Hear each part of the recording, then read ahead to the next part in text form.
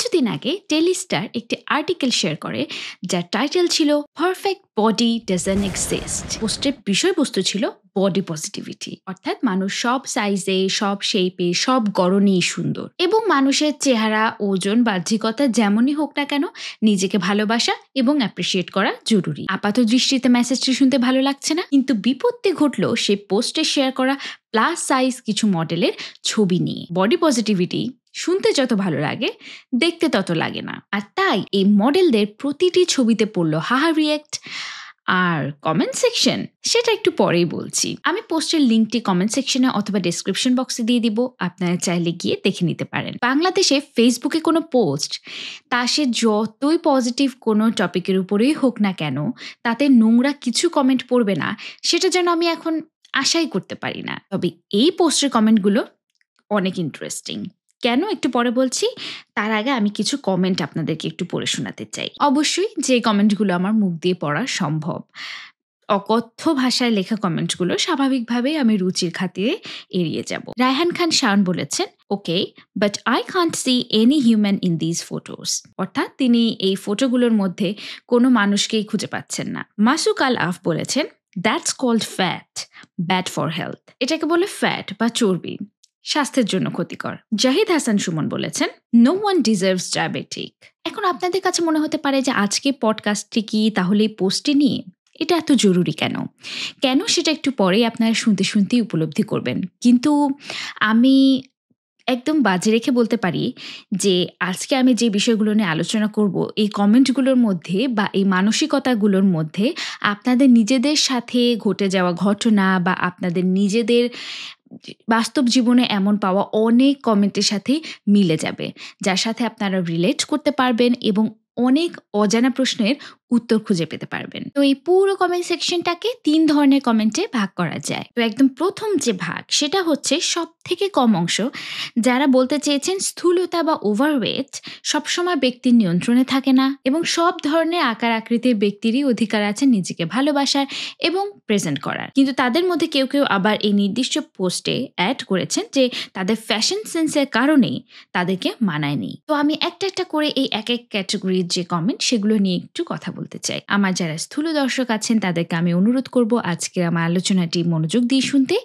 এবং যদি আপনাদের কাছে আজকে আলোচনাটি উপকারী মনে হয় তাহলে শেয়ার করতে, যেন এ থেকে অন্যরাও উপকৃত হন। আর আমার দর্শকদের মধ্যে যারা স্থূল নন, তাদেরকে তো আমি আরও জোর দিয়ে বলবো আজকে আলোচনাটি শুনতে, কারণ আমার মনে হয় যে তাদের এই বিষয়গুলো সম্পর্কে জানা এবং কিছু বিষয় রিয়েলাইজ করা খুবই খুবই জরুরি। এখন চলুন তাহলে আলোচনায় চলে আসি। প্রথম ক্যাটাগরি হলো যারা বলছেন স্থূল বা প্রচলিত বাংলা ভাষায় মোটা ব্যক্তিদেরকে উদাহরণ হিসেবে দেখিয়ে বডি পজিটিভিটি প্রমোট করা একেবারেই উচিত নয়, কারণ এর মাধ্যমে মানুষকে মোটা হতে উৎসাহিত করা হচ্ছে, যেটা আনহেলদি। বিশ্বাস করুন, আমি আমার এই 10-15 বছরের সোশ্যাল মিডিয়া লাইফে এমন একটি পোস্ট, ভিডিও বা এমন কিছু দেখিনি যেখানে মোটা হতে আহ্বান করা হচ্ছে। এমনকি যেখানে কোনো স্থূল নারী পুরুষ যিনি নিজের বডিকে ভালোবেসে গ্রহণ করেছেন এবং গ্রহণ করার মাধ্যমে তিনি নিজেকে নিয়ে সুখে আছেন, তাকেও আমি কখনো এমন কোনো মেসেজ দিতে দেখিনি যেখানে তিনি বলেছেন, আসুন আপনারাও আমার মতন মোটা হন। আমার মনে পড়ে না যে আমি এমন কিছু কখনো দেখেছি, এবং এটা হওয়ারও কথা না, কারণ বডি পজিটিভিটির মূল মন্ত্রই হচ্ছে যে যেভাবে আছে সেভাবে নিজেকে গ্রহণ করতে শেখা। তাই স্থূল ব্যক্তির নিজেকে স্থূল হিসেবে গ্রহণ করার মানে এই না যে তিনি অন্যকে স্থূল হতে উৎসাহিত করছেন। ইনফ্যাক্ট পুরো সোশ্যাল মিডিয়া যে ধরনের প্রচারণায় বা কন্টেন্টে ভেসে যায় তার মধ্যে আছে body shaming, fat shaming, weight loss tips এবং একটার পর একটা ট্রেন্ডি ডায়েট কালচার। তাই একজন স্থূল মডেল বা ব্যক্তির এ ধরনের পোস্ট বা এ ধরনের কথা কখনোই আরেকজনকে স্থূল হতে উৎসাহিত করে না। তাই এই ধরনের দুর্বল যুক্তি দিয়ে এই সুন্দর মেসেজগুলোকে আক্রমণ করে নিজের হীন মানসিকতার পরিচয় দিবেন না। দ্বিতীয় ধরনের কমেন্টের ক্যাটাগরি ছিল, যদি আমরা বডি পজিটিভিটিকে বা যারা স্থূল তাদেরকে এনকারেজ করি বা নিজেদেরকে ভালোবাসতে উৎসাহিত করি, তাহলে তারা জীবনেও ওয়েট লস করবেন না। বরং তাদের মোটা বলে সমালোচনা করলে তারা হয়তো এই সমালোচনা থেকে উৎসাহিত হয়ে ওয়েট লস করবেন এবং হেলদি থাকবেন। আরও একটা ভীষণ রকমের হাস্যকর যুক্তি, আমি খুব আত্মবিশ্বাসের সাথে 100% গ্যারান্টি দিয়ে বলতে পারি যে অন্তত বাংলাদেশে এমন কোনো স্থূল নারী বা পুরুষ নেই যিনি তার সারাউন্ডিং থেকে, তার পরিবার, আত্মীয় স্বজন, বন্ধু বান্ধবের কাছ থেকে তার ওজন নিয়ে কোনো কটাক্ষের শিকার হননি। তাই কাউকে তার ওজন নিয়ে কটাক্ষ করলে বা নেগেটিভ মন্তব্য করলে তিনি যদি তা থেকে অনুপ্রাণিত হয়ে ওয়েট লস করতেন, অন্তত বাংলাদেশে আমার মনে হয় কোনো স্থূল ব্যক্তি থাকতো না। সৌভাগ্যবশত সায়েন্টিফিক গবেষণাও আমার এই মতামতকে সমর্থন করে। শত শত গবেষণায় দেখা গেছে ফ্যাট শেমিং কোনোভাবেই কোনো সময়ে কোনো ব্যক্তির ক্ষেত্রে ওজন কমাতে পজিটিভ ভূমিকা রাখেনি। বরং যে সকল স্থূল ব্যক্তিরা বাস্তব জীবনে বা সোশ্যাল মিডিয়াতে বডি শেমিং বা ফ্যাট শেমিংয়ের শিকার হন, তাদের মধ্যে হীনমন্যতা বেড়ে যাওয়ার সাথে সাথে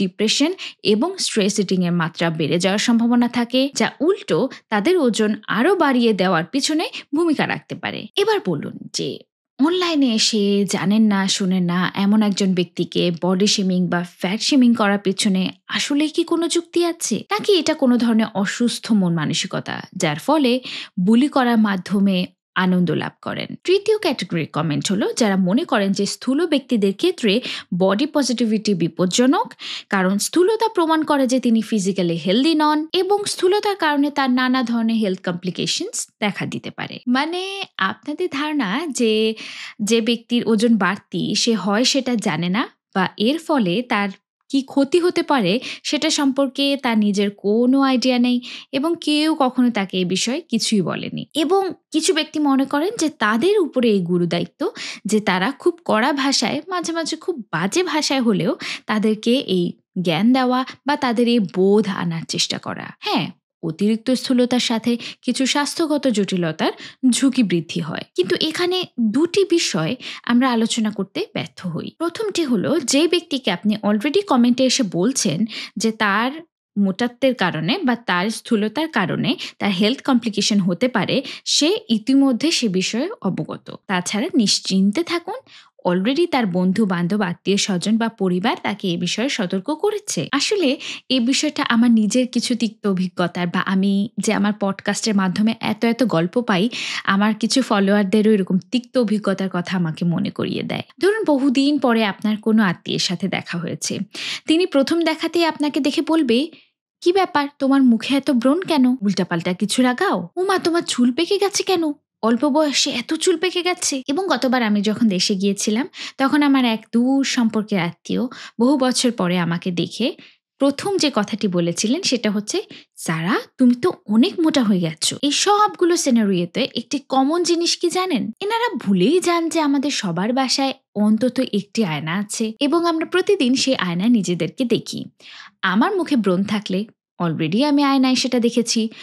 আমার চুল পেকে গেলে আমি সে বিষয়ে অবগত আছি, বা আমি যদি মোটা হয়ে গিয়ে থাকি তাহলে সেটা আয়নায় দেখার পাশাপাশি আমি নিজে অনুভবও করতে পারি। তাই আপনাদের এরকম দৌড়ে এসে গায়ে পড়ে বা চেঁচে পড়ে কমেন্ট করে এ বিষয়গুলো সম্পর্কে এত অবগত করার আসলে প্রয়োজন নেই। আমাকে মনে করিয়ে দেওয়ার দরকার নেই যে আমার এই বিষয়ে কি করা উচিত বা উচিত না, কারণ এটা আমার শরীর এবং আমার শরীর নিয়ে সব থেকে বেশি চিন্তা আমারই থাকার কথা। আর দ্বিতীয় বিষয়টি হলো, স্থূলতার সাথে শারীরিক সমস্যার ঝুঁকি বৃদ্ধি হয়, তার মানে এই নয় যে আপনি এক নজরে দেখেই বলে দিতে পারেন যে এই ব্যক্তিটি শারীরিকভাবে ফিট বা ফিট নয়। এবং এই কাজটি আমাদের সমাজে অহরহ করা হয়ে থাকে।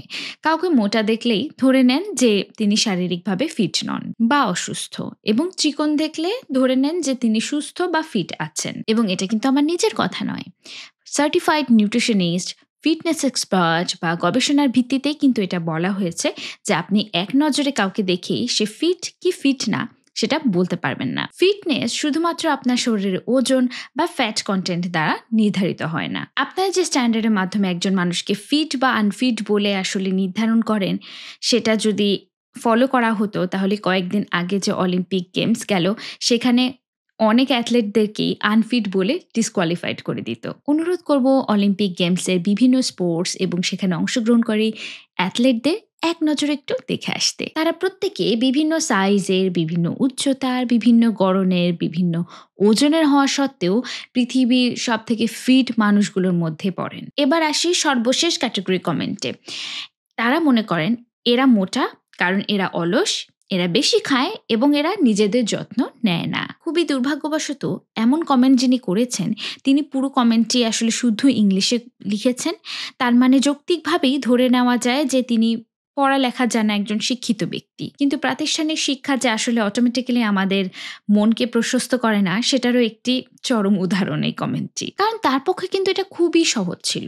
একটুখানি ইন্টারনেটে ঘেঁটে দেখা যে স্থূলতা বা ওবেসিটি আসলে কত জটিল একটি বিষয়। ওবেসিটি বা স্থূলতা মানেই হলো অলসতা, ওভার ইটিং বা খাদ্যাভ্যাস নিয়ন্ত্রণ না করতে পারা মনে করাটা একটি চরম অজ্ঞতার পরিচয়। স্থূলতা নিয়ে হাজার হাজার চমৎকার সব গবেষণা রয়েছে যেখানে বারবার করে প্রমাণ হয়েছে যে স্থূলতা বা ওবেসিটি এমন বিষয় না যেটা আমি চাইলাম আর নিয়ন্ত্রণ করে ফেললাম। এত সিম্পল বিষয় এটা না যে আমার মন চাইলো আমি একটু খাবার কমিয়ে দিলাম বা খাদ্যাভ্যাস নিয়ন্ত্রণ করলাম দেখেই আমার ওবেসিটি বা স্থূলতা নিয়ন্ত্রণে চলে আসবে। স্থূলতার সাথে অসংখ্য শারীরিক, আর্থিক, পারিবারিক এমনকি মানসিক বিষয়েরও সম্পর্ক রয়েছে। আপনি পোস্টের মডেল দেখে ব্যক্তিগতভাবে জানা তো দূরের কথা, যদি নামটা উল্লেখ করে না দিত তাহলে আপনি নামটাও জানতেন না। অথচ আপনি কি সুন্দর করে আন্দাজ করে নিলেন যে তাদের স্থূলতা বা তাদের ওবেসিটির পিছনে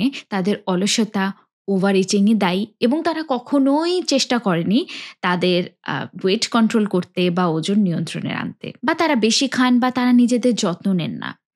একটা মানুষকে না জেনে শুনে তার এই ওবেসিটির পিছনে আদৌ কোনো মেডিকেল কন্ডিশন আছে কিনা সেটা পর্যন্ত কনসিডার না করে এ ধরনের কমেন্ট করা অত্যন্ত নোংরা এবং অজ্ঞ মন মানসিকতার পরিচয় দেয়। সর্বশেষ ক্যাটাগরি পজিটিভ, তবে পজিটিভ নয়, যারা বলেছেন যে হ্যাঁ স্থূলতা সবসময় সবার নিয়ন্ত্রণে থাকে না, তবে তাই বলে এই মডেলদেরকে এই পোশাকে একেবারেই মানায়নি।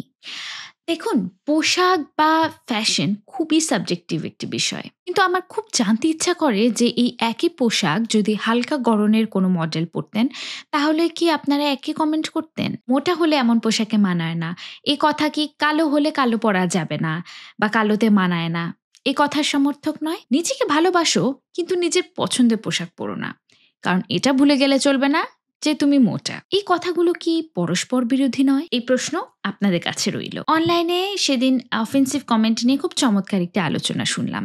সেখানে বলা হয়েছে যে মানুষের মধ্যে একটা ধারণা আছে যে যেহেতু কোনো ব্যক্তি সোশ্যাল মিডিয়াতে পোস্ট করছে বা পাবলিকলি কিছু শেয়ার করছে তার মানে এই যে সে যে কোনো ধরনের অফেন্সিভ কমেন্ট পেতে পারে, মানে তাকে সেটার জন্য প্রস্তুত থাকতে হবে। বিষয়টাকে অনেকটা নর্মালাইজ করা হয়। আসলে কি সেটা হওয়া উচিত? কমেন্ট বা কটূক্তি কি একই জিনিস? মতামত বা অপমান কি একই জিনিস? ভিন্ন মত মানে কি নোংরা মত? বা কোনো কিছু আপনার ভালো লাগেনি দেখে আপনার খুব বাজে ভাষায় সেটাকে প্রকাশ করতে হবে? ধরুন আপনাদের মধ্যে কারোরই পোস্টে একদম পছন্দ হলো না বা ছবিগুলো বা মডেলদের পরা যে পোশাকগুলো এগুলো ধরুন আপনার কাছে একেবারেই পছন্দ হলো না। তাই আপনি গিয়ে খুব কড়া ভাষায় বা খুব অপমান করে খুব বাজে করে একটা কমেন্ট দিয়ে আসলেন। তো আপনার এই কমেন্টটি বলুন তো আসলে কার শিক্ষা বা কার মন মানসিকতার পরিচয় বহন করে? এই মডেলদের নাকি আপনি যে কমেন্টকারী তার নিজের? প্রশ্ন রইল আপনাদের কাছে। আশা রাখছি খুব চমৎকার গঠনমূলক একটি আলোচনা পাবার কমেন্ট সেকশনে। পরবর্তী পডকাস্টে দেখা হবে, ততদিন পর্যন্ত ভালো থাকবেন।